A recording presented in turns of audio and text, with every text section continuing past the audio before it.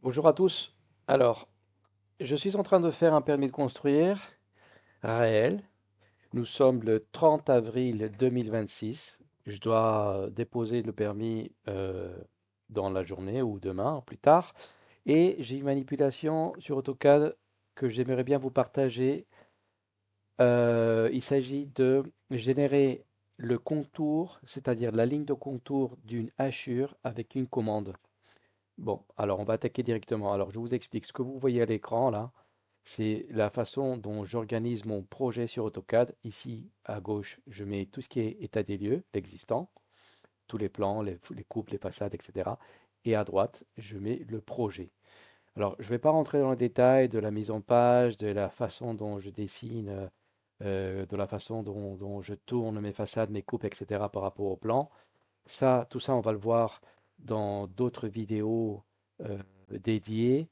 Je vais juste vous montrer, si vous avez loupé quoi que ce soit, vous allez sur mon site benazra.com, vous cliquez sur l'onglet cours, et là, je vous invite à faire tout le cours que j'ai publié sur mon site. Il y a au moins 70 vidéos, petites vidéos de 5, 3, 4, 5 minutes. Voilà. Donc, si vous ne comprenez pas quelque chose que je vous explique maintenant, je vous invite à voir ces vidéos. Donc, cela dit, l'interface n'est pas la même que chez vous, puisque je modifie mon interface à ma sauce.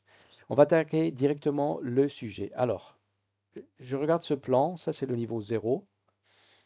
Donc, j'ai une petite parcelle avec de l'herbe ici à droite et une zone en dalle de pierre ici avec une hachure de petits traits.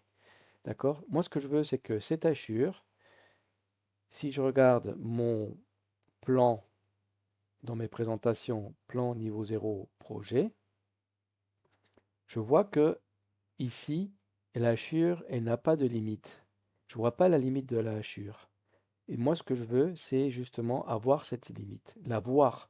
Donc, je reviens sur mon objet, je vais zoomer ici. Donc, on va apprendre cette manipulation hyper rapide. Donc, la première chose à vérifier, c'est de bien être dans le calque que vous voulez créer. Donc, ce contour. En l'occurrence, moi, je suis sur le calque toit, sol, minéral. Donc, je vérifie bien d'être en correspondance. Et je vais taper au clavier, tirer bas, hatch, en anglais, hatch, generate boundary. Pourquoi en anglais? Parce qu'AutoCAD, il a été conçu en anglais et il y a plein de commandes qui sont dans sa mémoire très profonde, sont toujours en anglais. En fait, on peut faire toutes les commandes, même si on travaille en français, on peut faire toutes les commandes au clavier en anglais. Donc, cette manip, je la conseille de la faire en anglais. Hatch, generate boundary. Vous cliquez Entrée.